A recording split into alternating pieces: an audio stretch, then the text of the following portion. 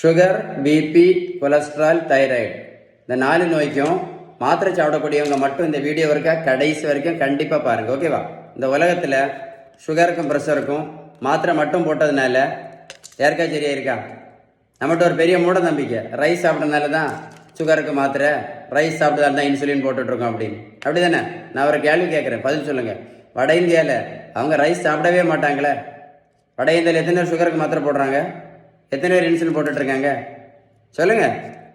சிறுதானியம் மட்டும் சாப்பிட்டதுனால யாரா சுகர் மாத்திரை நடத்தியிருக்காங்களா? இல்லை யாரா இன்சுலின் நடத்தியிருக்காங்களா? இல்லை யாரா வெயிட்டு குறைச்சிருக்காங்களா? நடைபயிற்சி மட்டும் பண்ணதில்ல யாரா சுகர் மாத்திரை நடத்தியிருக்காங்களா? இல்லை இன்சுலின் நடத்தியிருக்காங்களா? இல்லை வெயிட்டை குறைச்சிருக்காங்களா? நல்லா கேட்டுடுங்க.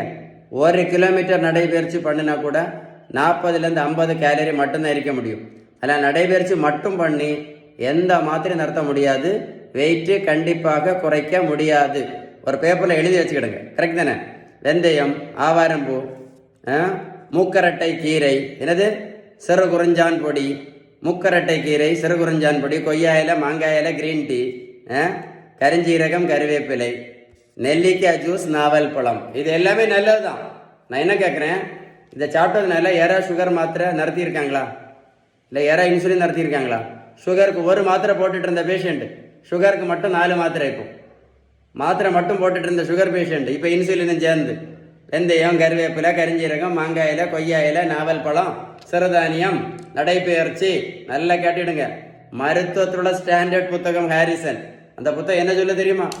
Sugar, pressure, cholesterol, fatty liver, பித்தப்பைக்கல், தைராய்டு, பிசிஓடி, பிசிஓஎஸ், உடல் பருமன், இதுக்கு எல்லாத்தையும் அவங்க சொல்லக்கூடிய first treatment, correct treatment, best treatment balance diet மட்டும்தான். ஏன் அப்படின்னா, நீங்கள் பேலன்ஸ் டயட் ஃபாலோ பண்ணினா மட்டும்தான் நோய் வந்ததற்கான அடிப்படை காரணம், இந்த இன்சுலின் ரெசிஸ்டன்ஸ் முழுமையாக சரியாகும் அப்படின்னு அந்த புத்தகம் தெளிவாக சொல்லுது.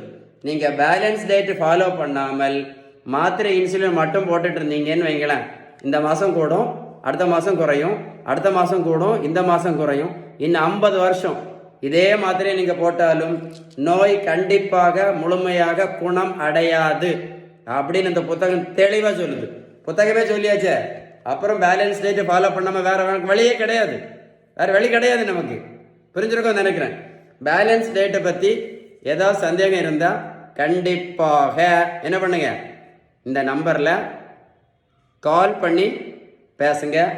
இந்த வீடியோ கண்டிப்பாக உங்கள் ஃப்ரெண்ட்ஸுக்கு ஷேர் பண்ணி கொடுங்க.